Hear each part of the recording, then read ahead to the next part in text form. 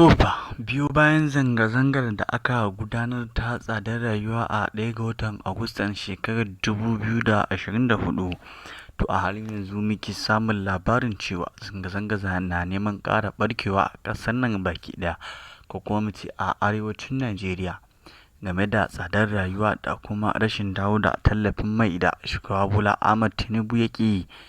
To sai dai kuma a halin yanzu muke samun labarin cewa zanga-zangar ne za ta dace da 1 ga watan Oktoba 2024, wanda mai sauraro in ka lura da cewa 1 ga watan Oktoba zai zama kenan ranar Independence kenan, ranar da ake taya ƙasa cewa ta sami 'yancin kanta kenan daga hannun Turawa.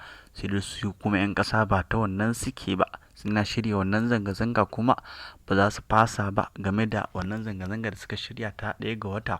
Ba wai independence ba, ko kuma mu ce bikin independence za su yi ba. Sai dai kuma tun daga wannan zanga-zanga da aka yi ta 1 ga watan Agustan 2024, shugaban ƙasa Bola Ahmed Tinubu bai ɗau wani mataki ba game da koken da 'yan ƙasa suka yi masa.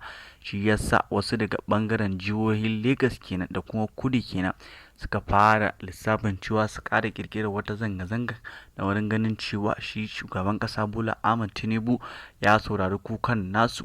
Shi yasa suke so su ƙara ƙirƙirar wata zanga-zangar kenan, ko a samu ya saurari mutane kenan. Duk da dai cewa in ka tuna kalaman da shugaban ƙasa Bola Ahmed Tinubu ya yi wannan zanga-zanga da aka yi, ya yi bayani akan cewa ya ji duk koken da aka yi kuma zai yi duba ga maganganun da talakawa suke kenan wurin ganin cewa ya amsa musu kokensu. Kuma sai dai har yanzu shiru kake ji kamar an shuka dusa. Har yanzu dai shugaban ƙasa Bola Ahmed Tinubu bai yi magana ba game da wannan zanga-zanga da suka yi.